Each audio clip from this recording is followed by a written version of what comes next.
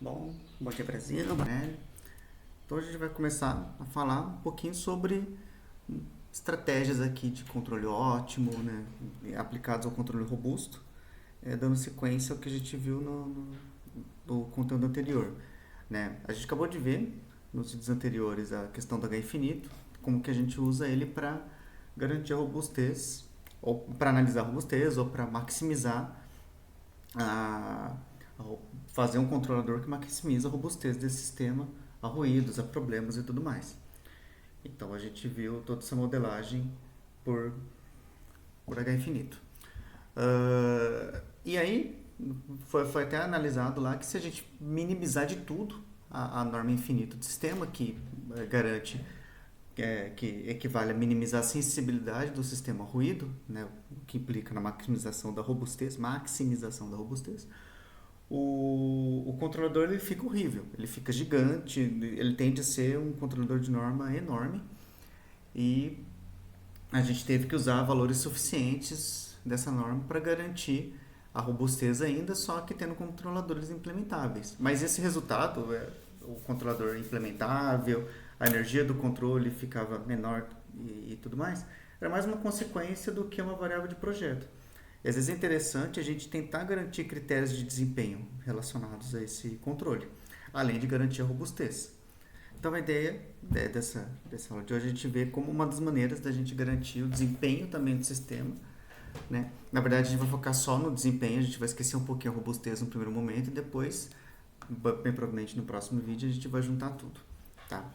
Então, para entender isso aqui, vamos entender a técnica que a gente vai ver, que é a técnica de controle H2, norma H2, ele é muito similar em termos de interpretação com o controle LQR.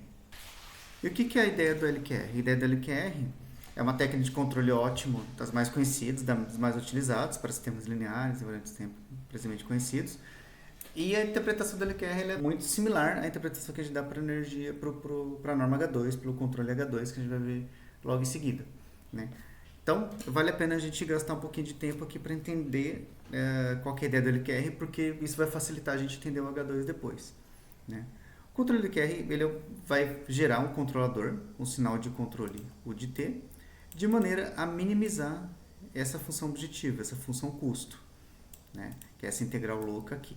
Toda vez que a gente vê integral de coisa ao quadrado, ou de coisa transposto vezes ele mesmo, isso dá para a gente uma interpretação de energia. Vamos fazer umas interpretações aqui, né? Então, vamos pegar alguns casos extremos. Vamos supor que eu estou pegando aqui o caso que Q... Esses parâmetros Q e R são parâmetros, são matrizes que o projetista define de acordo com o que ele quer de objetivo do sistema, né? Vamos entender um pouco melhor esses parâmetros aqui. Se eu pegar no extremo o Q é igual a identidade e R igual a zero, né? Então, eu vou ter que esse meu objetivo de controle, ele vai ser integral zero infinito de x transposto x, né? Então, o que eu estou minimizando aqui? Eu estou minimizando, basicamente, a energia dos meus estados. Então, a energia dos estados. Então, quando eu coloco essa ponderação Q é igual a identidade e R igual a zero, eu estou minimizando a energia dos meus estados. O que isso quer dizer, né? Quando meu estado tem menor energia, vamos supor que meu x é unidimensional, né? Vamos supor uma situação 1 para essa identidade, né? Que eu tenho um estado dessa forma, e uma situação 2 que eu tenho um estado dessa forma aqui. Qual que é o estado que tem a menor energia? No caso, estado de menor energia, né, supondo que só um estado aqui, né, para facilitar a visualização, seria o estado 2, né, porque a área dele, a área sobre a curva, é menor aqui. Então, quando eu falo em minimizar a energia dos estados, implicitamente estou querendo dizer que eu quero que meus estados vão mais rápido para a minha referência, para a origem, que ele estabilize de maneira mais rápida, né, que a energia do erro, a energia dos estados seja o menor possível. Então, eu vou estar fazendo com que a convergência seja a mais rápida possível. Aqui, eu só esqueci de comentar nesse ponto que esse é um exemplo só ilustrativo. Eu não posso fazer o R igual a zero, porque o R tem que ser não singular, para ele que R ter uma solução ótima ativa, ok? Valeu, né? Por outro lado, se eu fizer Q igual a zero R igual a identidade, uma função objetiva ela seria o transposto U, a integral de U transposto U, que seria a energia do controle, a energia do seu controlador.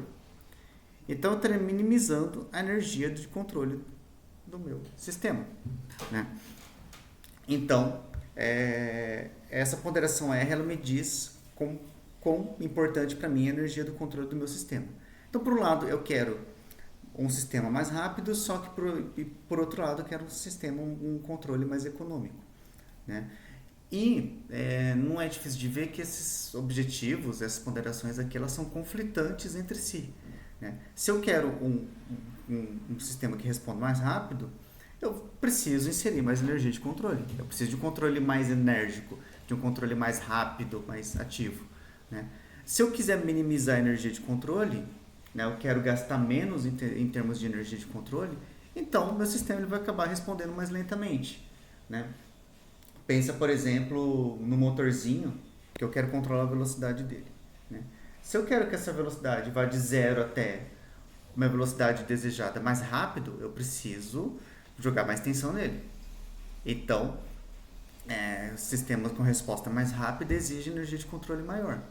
E sistemas com energia de controle mais econômicos vão implicar em sistemas com resposta mais lenta. Então, esses objetivos aqui, eles são conflitantes, né? E na prática, o que eu quero?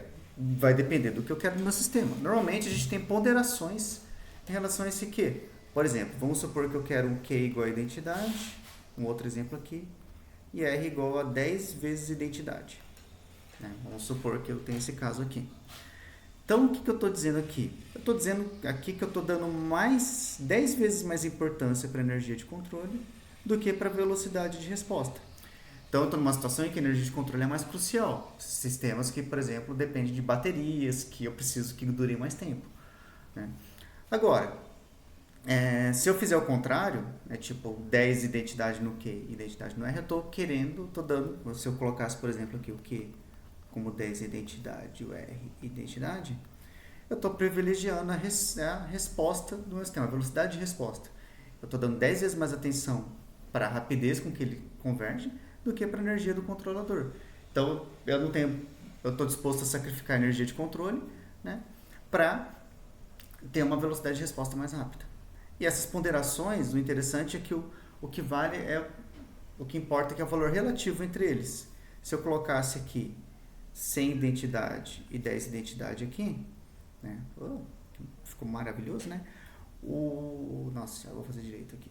Se eu colocasse 100 identidade aqui e 10 identidade aqui, ia dar na mesma. O que importa é a razão a proporção entre eles. A proporção entre o Q e o R. No final das contas, o valor da função objetiva vai ser diferente, mas o controle que ele vai resultar vai ser o mesmo. Tá? Ele está dando 10 vezes mais atenção para um do que para outro.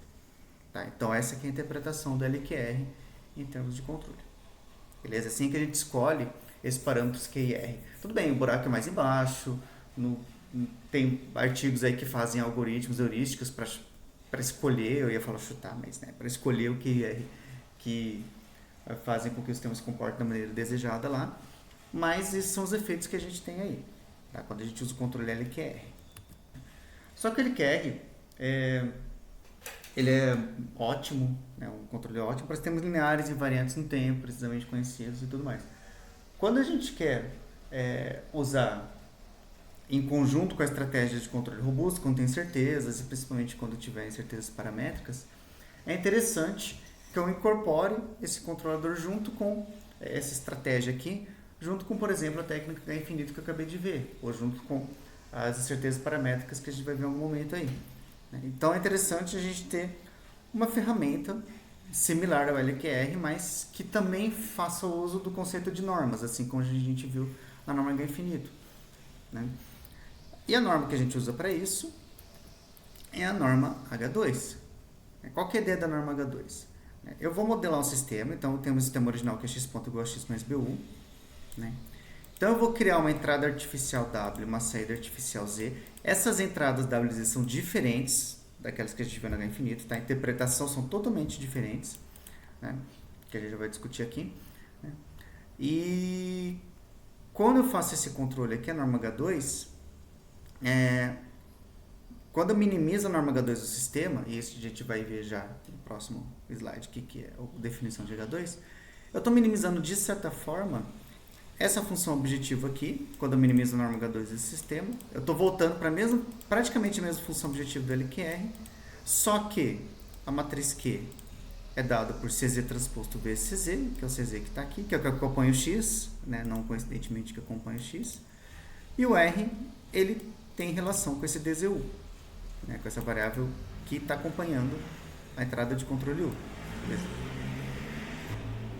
Tá difícil hoje, né? Aqui eu estou supondo, não tenho os termos cruzados, o transposto vezes X, X transposto vezes U, né? Eu estou pressupondo aqui só que CZ transposto vezes DZU igual a zero. Eu sempre posso fazer uma transformaçãozinha que garante que esse produto cruzado seja zero, mas eu estou ignorando esse termo cruzado no momento para gente, porque eu posso sempre ignorar, para a gente focar nessa interpretação aqui.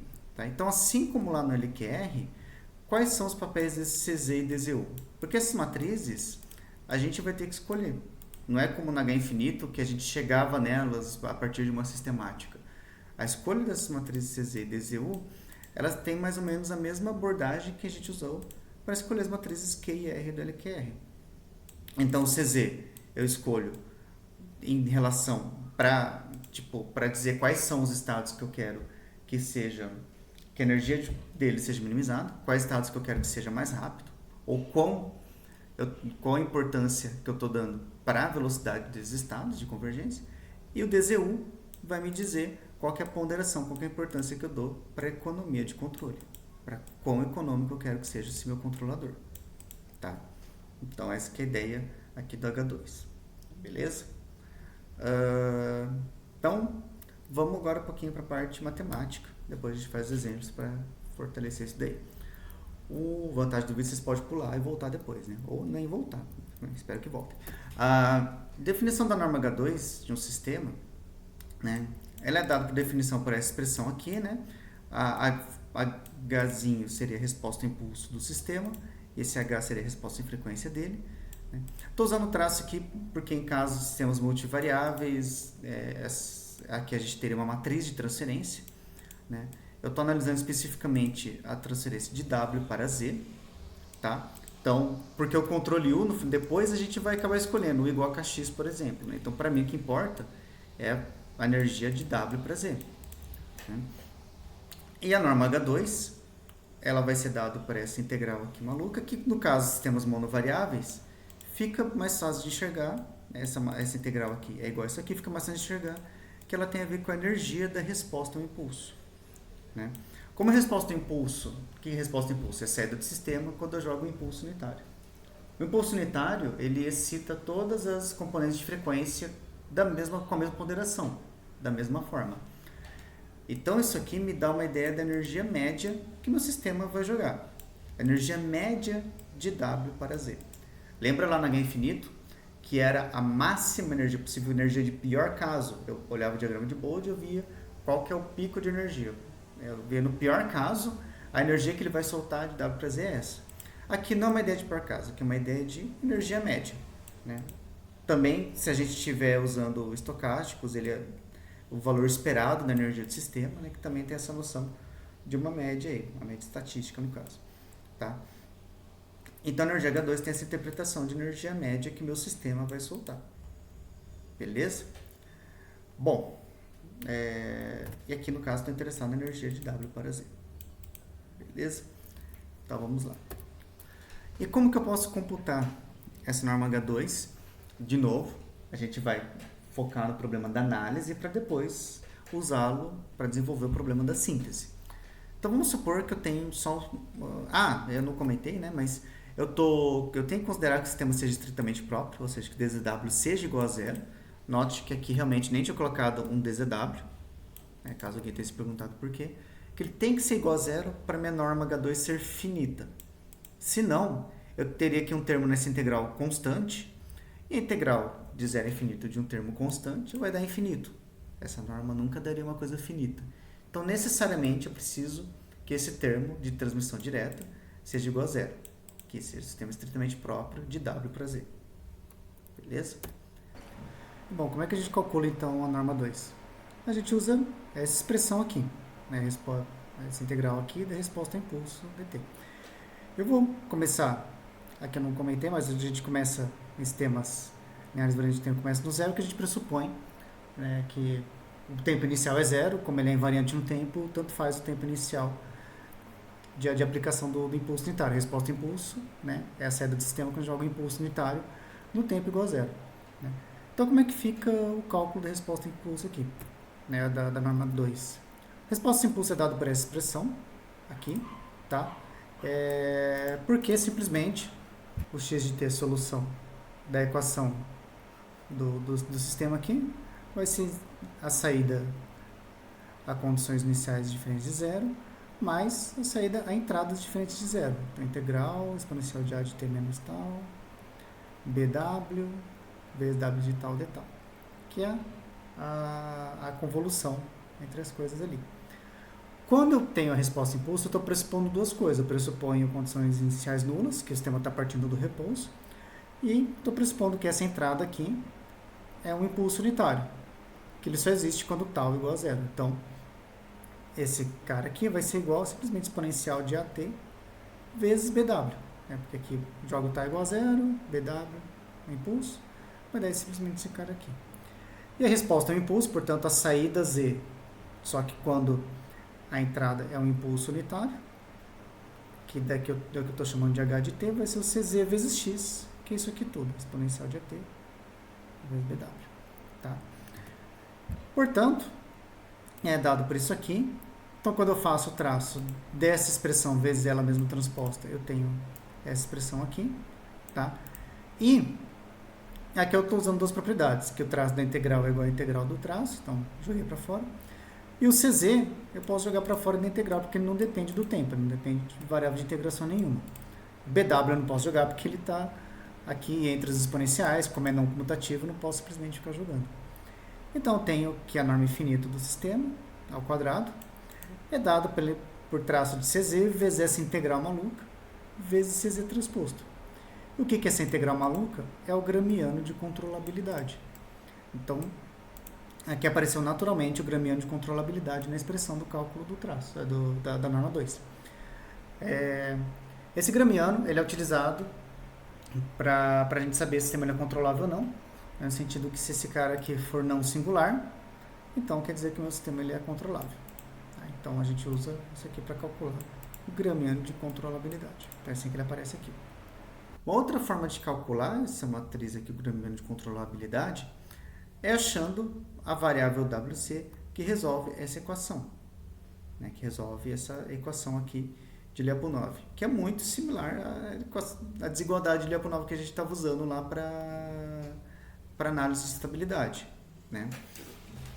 Ou, alternativamente, a gente pode usar o problema dual, né? Preciso fazer um vídeo falando de dualidade, né? Do sistema dual, que daí, em vez do gramiano de observabilidade, eu uso de controlabilidade, desculpa, já dei spoiler. Eu uso de observabilidade. Gramiano de observabilidade, ele é a integral de zero a infinito de exponencial de A transposto tal, C transposto C exponencial de A tal, D tal. Então, ele é basicamente a forma dual, né? Troco A por A por transposto, B por C transposto, o C por B transposto, né? E fica o problema dual. Né? Então, vai ser dado por esse traço dessa matriz aqui, sendo WO o gramiano de observabilidade, que também ele pode ser obtido a partir dessa expressão aqui. Né? Da onde que vem essa expressão? Vamos olhar pelo gramiano de controlabilidade. Né? Essa expressão aqui, né? Então, por que que WC, dado para aquela integral louca, ele é a solução dessa igualdade aqui, que a gente vai usar essa igualdade no final das contas. E eu vou fazer do de controlabilidade porque acaba sendo equivalente ao programa de observabilidade. Então, vou focar no de controlabilidade aqui. Tá? Então, como que eu sei que WC solução dessa equação é dado por isso aqui? Para demonstrar, é mais fácil eu simplesmente aplicar essa expressão de WC aqui. Né? Então, vamos vir do lado esquerdo, vai ser A que multiplica a integral de zero a infinito de exponencial de A tal, B transposto exponencial de A tal d tal, mais agora o WC, que é integral de 0 até infinito. Nossa, dá infinito. 0 até infinito. De exponencial de A tal, B transposto, exponencial de A tal transposto, D tal, vezes A transposto, né? E eu tenho que chegar nesse menos B transposto B. B transposto, desculpa. Né? Essa expressão aqui, essa integral, não é trivial de enxergar, mas é possível mostrar que, eu adoro, né? Tipo, fácil de ver que, é dada né, pela derivada em relação a tal. Nossa, estou escrevendo de maneira maravilhosa hoje, né? De exponencial de A tal, B transposto, exponencial de A transposto tal, D tal, né? É dado por isso aqui, porque a derivada da exponencial caiu A para fora, a derivada do exponencial de A transposto caiu A transposto para fora. O legal da derivada de exponencial de matriz é que tanto faz se seu A ou A transposto, dependendo de qual aqui, ele cai para a direita ou para a esquerda. Então, posso colocar ele caindo para a esquerda aqui, caindo para a direita aqui, tanto faz, né? Onde que ele cai, ou seja, o A vezes a sua exponencial é sempre comutativo, né? Isso é uma propriedade interessante de exponenciais. E aqui eu estou fazendo uma derivada de um produto, né? Então, por isso que fica a derivada do primeiro vezes o resto, mais a derivada do segundo vezes o resto aqui. Tá, então por isso que dá essa expressão louca. E aqui eu tenho a integral da derivada. Pessoal do cálculo aí, desculpa, né, que eu vou fazer, mas vai ser basicamente exponencial de A tal, B transposto, exponencial de A transposto tal, calculado de 0 até infinito. A integral, a primitiva disso aqui vai ser simplesmente esse elemento aqui, né? Quando eu calculo para tal tendendo a infinito, se o sistema for estável, então aqui eu estou pressupondo a estabilidade do meu sistema. Tá? Isso é uma coisa que eu esqueci de comentar, mas a norma H2 a gente calcula para sistemas estáveis. Senão, se não fosse estável, a resposta a impulso nunca convergiria, então esse integral daria infinito também. Então a norma H2 ela só vai ser finita se o sistema for estável, né? E se o sistema for estritamente próprio também. Beleza? Então, se o A for estável, quer dizer que todos os autovalores de A têm parte real negativa, esses exponenciais aqui vão acabar tendendo para zero. Então, infinito, calculado infinito, isso aqui vai dar zero, menos isso aqui calculado de zero, que eu jogo tal igual a zero. Vai dar identidade, né? Exponencial de A a zero dá identidade. Então, fica menos BB transposto. Ou seja, cheguei na igualdade que eu tinha sugerido aqui. Ó. Apliquei o WC aqui e eu cheguei que ele é igual a menos B vezes B transposto. Tá? De maneira equivalente, você pode fazer para observabilidade. Né? Muito bem. Tá, então, para calcular a norma H2, né, basta eu achar o traço disso aqui de maneira que essa igualdade seja igual a zero. Né? Só que é um problema que não é de fácil, não é fácil trabalhar com ele, principalmente quando a gente for trabalhar com controle. Né, que eu vou ter que achar um K que satisfaz, que minimiza esse traço e satisfaz essa condição de igualdade aqui. Tá? Condições de igualdade, quando a gente trabalha matriciais, elas são muito complicadas de resolver numericamente. Né? Às vezes, analiticamente, você consegue achar soluções e, nesse caso aqui, a solução ela analítica não vai ser trivial quando a gente trocar o A para mais BK, por exemplo. Né? E, então, é interessante a gente transformar isso em desigualdades, né, para a gente começar a trabalhar com as LMIs, com as desigualdades matriciais lineares. Então, o que eu faço? Né? Eu vou transformar esse problema, que é o traço disso aqui, dada essa condição de igualdade, eu vou transformar nesse problema aqui. Eu vou minimizar, criar uma P, que vai ser uma variável, né, que não necessariamente é uma grande de controlabilidade. Vou minimizar esse traço sujeito a essa restrição aqui. Qual que é a diferença? Eu transformei a restrição de igualdade em uma restrição de semidefinido negativo. Né? Porque esse cara aqui, quando eu faço a minimização, lembra que quando o meu problema é convexo, quando eu minimizo, a solução vai estar uma das bordas. Né? Então, isso aqui é mais um mnemônico, tá? Mais uma coisa para vocês entenderem esse procedimento. Né? Mas no ponto ótimo, quando eu minimizo esse cara aqui, essa restrição, que é a única restrição que eu tenho, vai estar na igualdade. Vai ser esse cara igual a zero. Quando isso aqui tudo é igual a zero, isso quer dizer que PC vira o meu gramiano de controlabilidade. Então, essa minha variável PC, que agora é uma variável SDPVAR que eu vou criar, quando eu resolvo esse problema de minimização, no ponto ótimo, esse meu PC acaba sendo o meu gramiano de controlabilidade, porque ele vai ser o PC tal que essa igualdade aqui vai ser garantida, ele vai chegar no ponto da igualdade.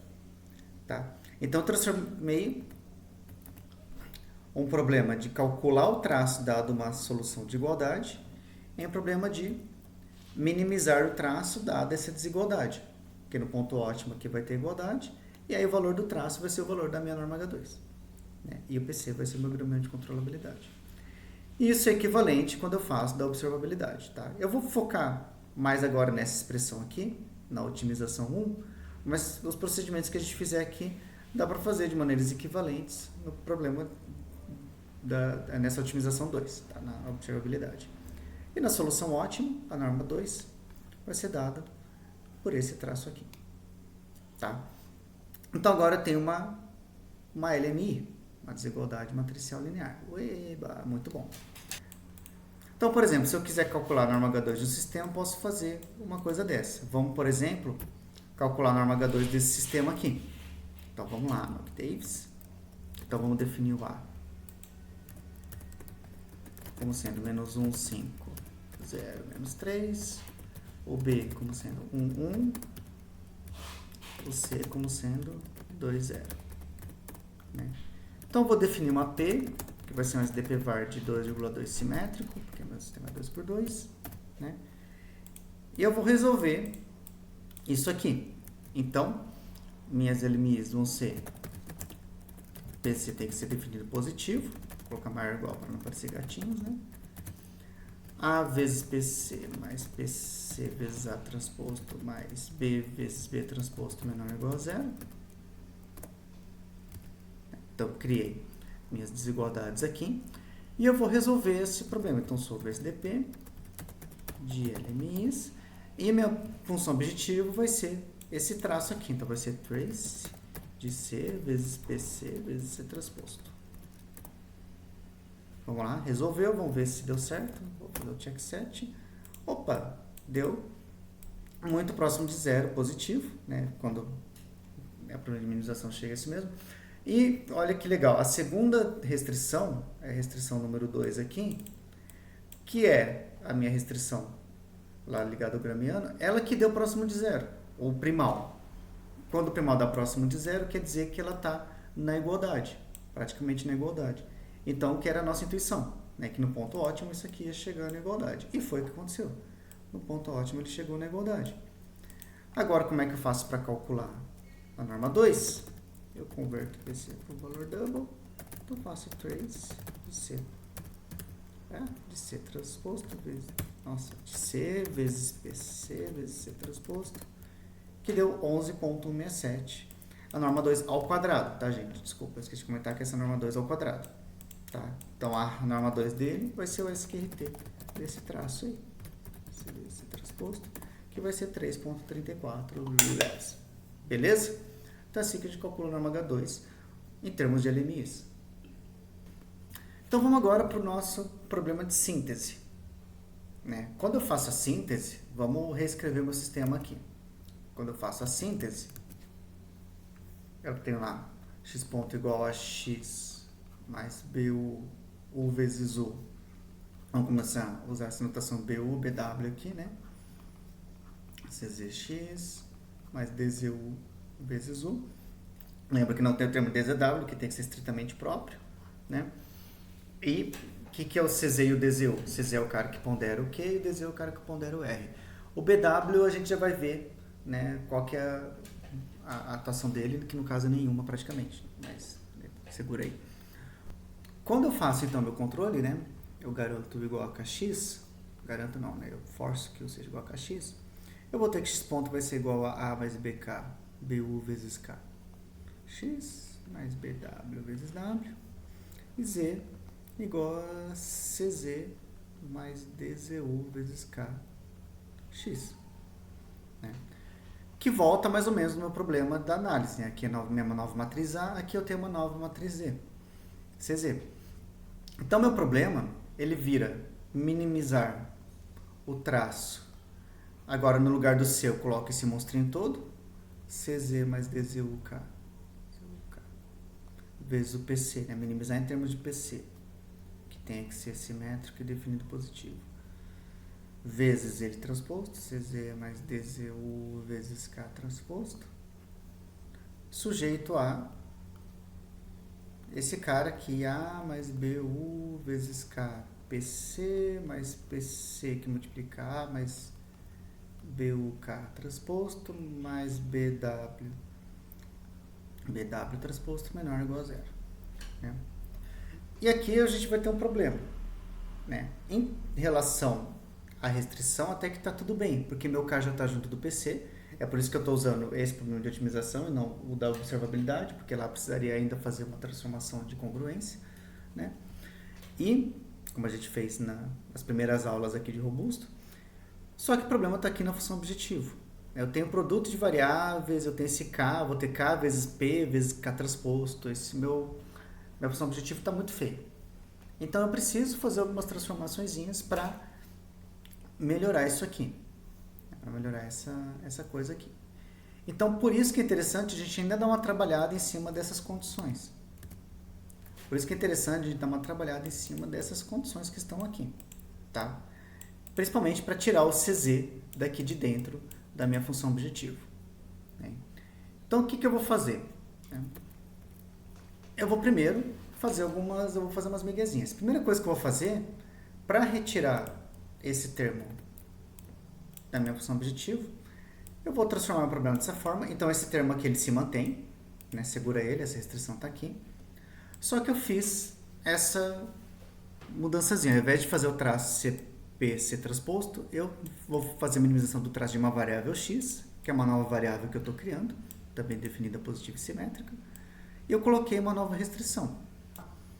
Quando eu quero minimizar o traço de x, sujeito ao c vezes p vezes c transposto menos x menor ou igual a zero, que é equivalente a fazer que é equivalente a fazer CPC transposto menor ou igual a x, o que eu estou fazendo? Eu vou minimizar o x, né, sujeito a essa restrição. Eu estou garantindo que o termo que estava antes na minha função objetiva seja sempre menor que o x. Em outras palavras, o x é uma matriz, um elemento, que está limitando superiormente, né, porque o x é sempre maior, então ele está limitando superiormente esse termo que está aqui. Tá? E quando eu vou minimizando o x, minimizar o x, de certa forma, equivale a minimizar esse termo que está aqui. Se o x é um cara que está sempre maior do que esse outro elemento, então se eu fizer um x pequenininho, esse termo aqui também vai ser pequenininho. Então, essa é uma estratégia muito utilizada em otimização, quando eu tenho funções de objetivo bem grandes, bem complicadas. Eu tiro o termo monstrinho da função objetivo e eu minimizo o limitante superior dessa função objetivo. Então, quando eu minimizo o valor máximo dessa função objetivo, eu também estou minimizando a própria função objetivo. Então, essa aqui é a ideia de fazer isso aqui. Então, tirar esse termo C transposto e trocar o cara aqui de dentro por um limitante superior dele, por algo que limite superiormente essa expressão que está aqui. E eu preciso colocar essa restrição que me explicita que o x limita superiormente o CPC transposto. Tá? Então, já tomei o caminho andado, já tirei o termo problemático da função objetivo. Tá? Ainda vou melhorar ainda mais. Eu vou reescrever esse cara de uma outra maneira. Eu vou aplicar o lema de Finsler nele. Tá? Então, como que eu vou fazer o lema de Finsler? O lema de Finsler, se eu escrever a minha condição de uma das formas, eu vou ter 3 outras condições. E eu vou tentar descrever essa minha condição numa daquelas formas ali. No caso, eu vou descrever em termos dessa minha condição 2. Né? Como uma matriz transposta vezes uma outra matriz, vezes a mesma aqui. Tudo isso menor do que zero. Né? Então, eu consigo escrever essa desigualdade aqui dessa maneira que está aqui. Não é trivial, né? Confesso, de enxergar, né? Com o tempo você vai ficando mais fácil você fazer esses desenvolvimentos aqui, mas é mais fácil você provar daqui para lá, daqui que quando eu faço esse produto aqui eu chego na expressão 1 de volta, né? Então eu estou descrevendo como uma matriz B ortogonal vezes o Q vezes a matriz B ortogonal transposto daqui do lado esquerdo, né? E é interessante, né, quando a gente viu o Finsler lá, é interessante que as variáveis fiquem aqui no Q, que está acontecendo, né, o X e o B são as variáveis, e as matrizes do sistema fiquem na matriz B, bonitinho. Tá? Aplicando o lema de Finsler aqui, como eu tenho o B ortogonal, eu calculo o B a partir do espaço nulo, como a gente já fez, e aí eu consigo aplicar, por exemplo, para chegar na condição 4, que é o que eu fiz aqui. A condição 4, que é o Q mais uma matriz de variáveis vezes o B, mais o B transposto vezes a matriz de variáveis transposto, menor do que zero. Então, aqui essa expressãozinha, dá para ver aqui embaixo, bonitinho que eu fiz aqui, tá? Eu descrevi dessa maneira aqui de Finsler. Né? Ah, por que você colocou menos H, menos J aqui? Ah, porque, na verdade, né, não sei por que eu fiz isso aqui, né? Tá, esses termos aqui bonitinhos. Quando eu fiz o slide pareceu uma boa ideia. Mas eu poderia colocar tipo x1 e x2. Eu só estou evitando usar x porque já tem uma variável x aqui. Começa a faltar letra daqui a pouco, né? Então, essa condição aqui ela é equivalente a esse monstrinho que está aqui. Tá? Então, o que eu fiz aqui? Eu criei variáveis de folga novas. Isso aqui pra gente, nesse primeiro momento, não vai ser tão útil assim. Mas lá pra frente, quando eu for trabalhar com dependência paramétrica, vai ser importante eu ter essa condição aqui, esse procedimento. Então, já vou deixar ele feito aqui. Tá? Então, tá esse é o meu novo problema de otimização. Né? Então, vamos recapitular. Primeiro, a gente tinha esse problema aqui. Tirei o termo problemático da função objetivo, que ficou aqui. Agora, apliquei um Finsler nele para chegar nisso aqui. Beleza? Muito bem. E eu posso até aplicar, aqui já está bem definidinho o meu problema, tá? Eu vou aplicar o Finsler também aqui, então vou fazer a mesma coisa para este termo aqui. Então, aplicando o Finsler, mesma coisa, eu consigo reescrevê-lo dessa forma, falta um menor ou igual a zero aqui, e aplicando ele na condição 4, eu chego nesse termo aqui.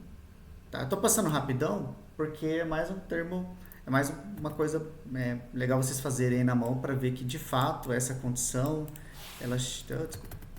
de fato essa condição chega nessa aqui e aplicar o Finsler lá, né?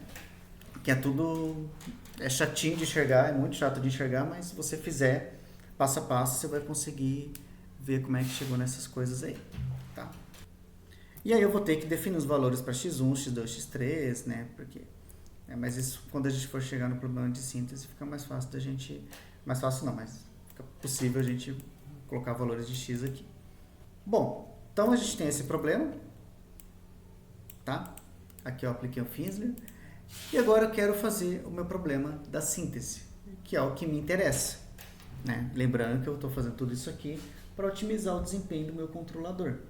Né? Todo o meu problema de síntese aqui. Eu estou usando um tempo aqui para a gente mostrar a teoria toda, né? Porque acho que é importante vocês verem uma vez na vida como é que chega nas condições que a gente vai usar, que não é trivial, né? Talvez vocês tenham que rever esse vídeo algumas vezes, ou aí eu aconselho vocês procurarem outros vídeos, outros materiais aí, né? Que falem disso aqui, pois eu fico à disposição também. Tá?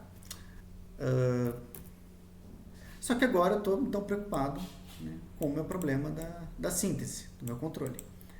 Quando eu fizer lá o meu ganho de limitação de status, vou trocar o A por A mais BK, o C por C mais DK, né, como a gente já tinha visto aqui. Eu vou trocar o A por A mais BUK e o C por C mais DUK. Né? E quando eu aplico essas identidades lá nas condições LMIs, o que eu vou ter? Eu vou ter aqui o A, né, no caso aqui em Finsler, né, o A eu troco por A mais BU vezes K. O CZ eu troco por CZ mais DZU vezes K. Né? Eu acabo chegando trivialmente nessa condição aqui. Nossa, Jesus, vamos lá. Então, eu estou trocando A por A mais BU vezes K naquelas condições. E aqui, na verdade, é a condição de Finsler. Tá? Com A trocado por A mais BU, CZ por CZ mais DZU vezes K.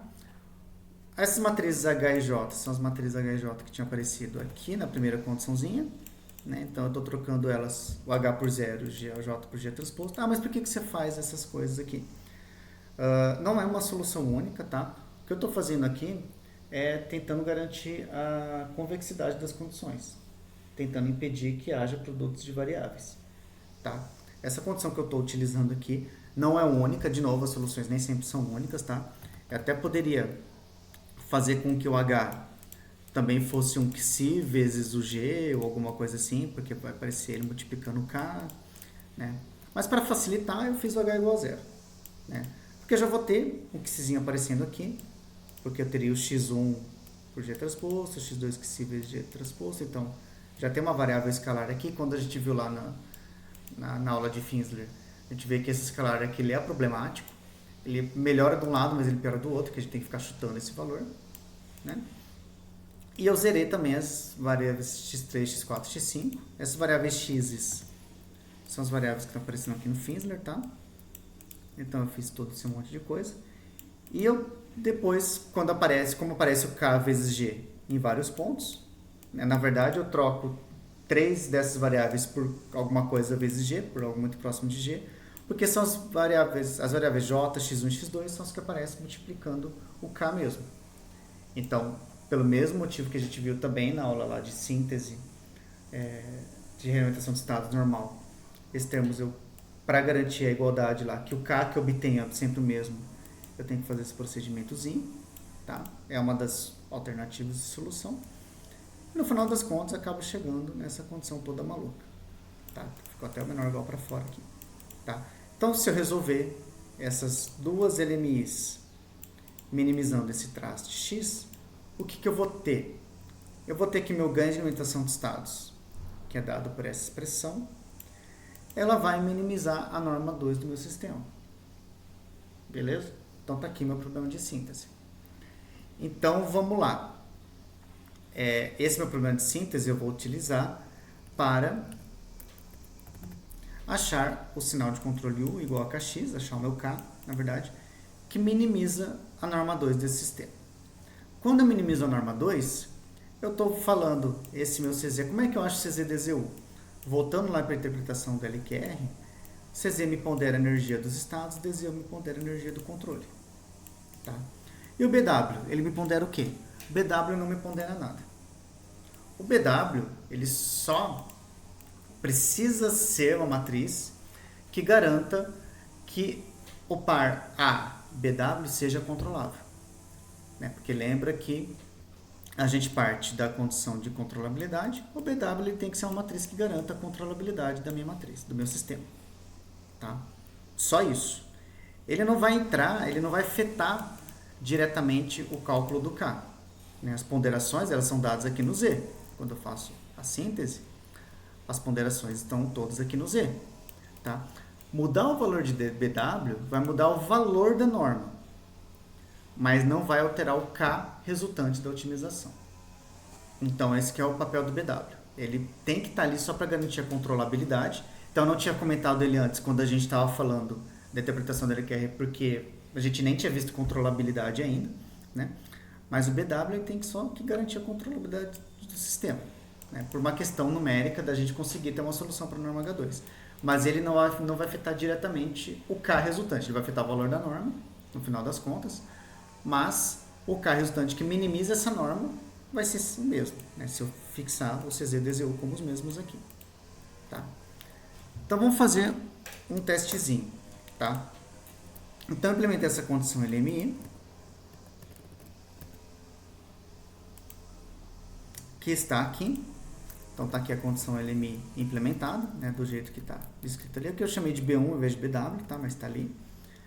E eu vou minimizar então o traço de x, minimizar o traço de x, o traço de x, sujeito a esses dois conjuntos de restrições. Aqui a primeira restrição e ali a segunda restrição, tá?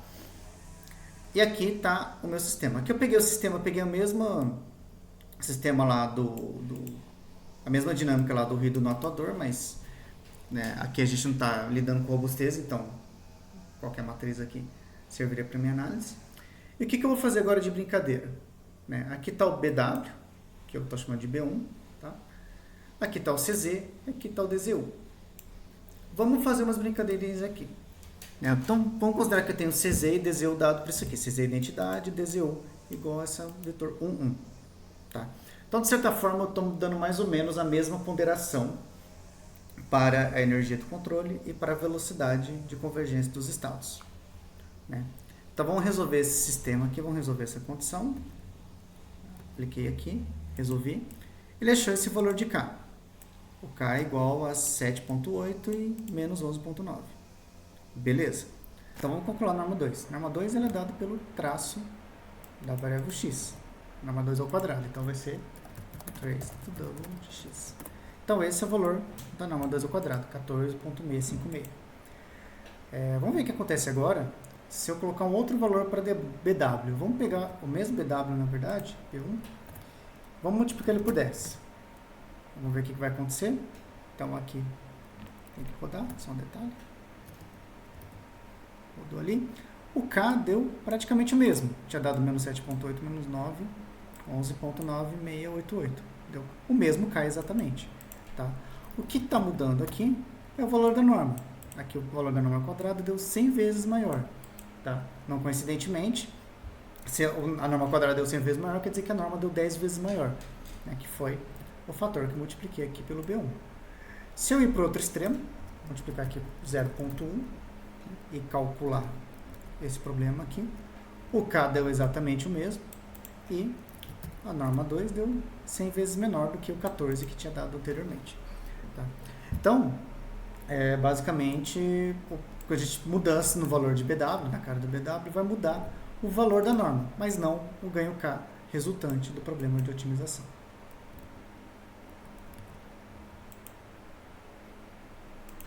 Vamos ver quanto que deu a norma 2 dele. Então, traço de C, Z, vezes double de X, né? Porque a norma H2 ela vai ser dada aqui pelo traço de X, né? Vezes CZ transposto, que me deu 14,6. Isso aqui é a norma quadrada, né? Norma 2 ao quadrado. Que deu isso aqui. Tá? Vamos alterar o valor de BW. Vamos pegar o BW aqui e vamos multiplicar ele por 10. Só para a gente ver o que acontece. Quando eu multiplico por 10, rodo aqui. O K que deu é o mesmo. Só que o valor da norma deu 100 vezes maior. No caso aqui é a norma quadrada, então o valor da norma deu 10 vezes maior. Né? Então vejo que de fato mudar o BW só vai mudar o valor da norma em si. Que para mim não interessa. Quer dizer que a energia média aqui dessa função de transferência está sendo, ao quadrado está sendo da ordem de 1000. Mas para mim não interessa isso. Para mim o que interessa é achar o K que minimiza aquele valor objetivo. Que eu achando o K que minimiza, eu estou garantindo aqueles critérios de desempenho, né? De velocidade de convergência e economia de controle. Né? Se eu pegar o meu B1 aqui, B1 eu multiplicar por 0,1, só para ir para o outro extremo, né? O valor 10 vezes menor, o K é o mesmo ainda.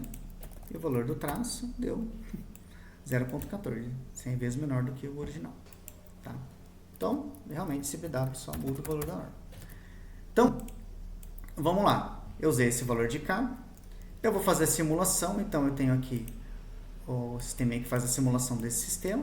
Né? Ele vai plotar tanto os estados quanto o sinal de controle. Então, vamos fazer a simulação dele. E olha como ele se comportou aqui. Tá aqui, bonitinho. Os dois estados convergiram para zero. Tá aqui o sinal de controle aqui embaixo. Beleza. Né? Vamos comparar agora com o que aconteceria. Deixa eu abrir outra figura. Vamos comparar agora com o que aconteceria se eu desse, por exemplo, 100 vezes mais atenção para a convergência dos estados. Colocasse aqui 100 vezes na matriz do CZ. Estou dando 100 vezes mais atenção à energia de convergência, à velocidade de convergência. Quando eu simulo, preciso rodar, né? Detalhe. Deu um K. Já dá para perceber que são valores de K bem maiores. Anteriormente tinha dado menos 7, menos 11. Aqui deu menos 70 e menos 200. Então, como eu estou querendo mais velocidade, eu vou sacrificar, vou ter um controle mais caro, um controle mais enérgico, desculpa, né? E está aqui. Quando eu faço a simulação, com esse novo K, né? Olha a diferença do que aconteceu. Os estados, de fato, convergiram mais rápido. Aqui ele estava convergindo lá em 4 segundos, aqui está convergindo em menos de 2 segundos. Então, a velocidade de convergência realmente diminuiu. A energia dessa curva, considerando as duas curvas, está, né, bem menor do que dessa aqui. Só que olha o que aconteceu no controle. Aqui o controle no pico estava menor do que 10. Aqui ele chega nos 400, mais ou menos, né? Tipo, ou entre 300 e 400. Eu não vou conseguir dar o zoom bonitinho agora aqui. Ah, socorro. Ah, aqui. Né? Então, vê que ele começa lá no 320, né? Ou seja, uma energia de controle bem mais cara. Né? E pode ser que você nem consiga implementar isso aqui na prática. Né? Tipo esse pico aqui de controle que está aqui inicialmente. Isso pode dar problemas na hora que você fazer a implementação do seu controlador. Que era o que aconteceu lá no H infinito, né? Você tinha controles muito enérgicos para garantir a robustez. Aqui a gente está precisando de controles de energia para aumentar a velocidade de convergência. Ou a gente pode ter um controle mais econômico, mas o sistema mais lento. Tá? Isso tem um limite, gente. Né? Porque, por exemplo, vamos supor que agora eu quero fazer o total oposto. Tá. Vamos supor que eu quero fazer agora o total oposto. Vamos voltar a ponderação de 1 aqui para o CZ. E vamos colocar 100 vezes de ponderação aqui, ou seja, estou dando 100 vezes mais atenção para a economia de controle do que para a velocidade de convergência. Quando eu rodo isso aqui, né, deu praticamente o mesmo K que tinha dado no primeiro caso. Né? Então vamos lá, figure, simulação. Né? E esse caso aqui, ele deu muito similar ao primeiro. Deu praticamente igual, acho que deu uma reduzidinha aqui, né? Se muito, né? Mas não dá nem para perceber, eu acho, né? Tipo, quando você dá o zoom aqui, ele tá beirando o menos 5 e aqui eu acho que passou um pouquinho do menos 5. Passou um pouquinho do menos 5 que ele tá beirando, chegando no menos 5. Então ele, de fato, em relação ao primeiro, que aqui é o caso que estava a ponderação tudo 1, tudo identidade. Aqui, nesse terceiro caso, eu dei 100 vezes mais atenção para o sinal de controle do que eu estava dando aqui. Né? Mas nota que ele não minimizou tanto a energia de controle assim. Ele chega no limite. Você também tem que garantir a estabilidade do sistema. Você não pode colocar um controle todo zerado que também não vai fazer nada. Né? Ele precisa pelo menos garantir a estabilidade do sistema.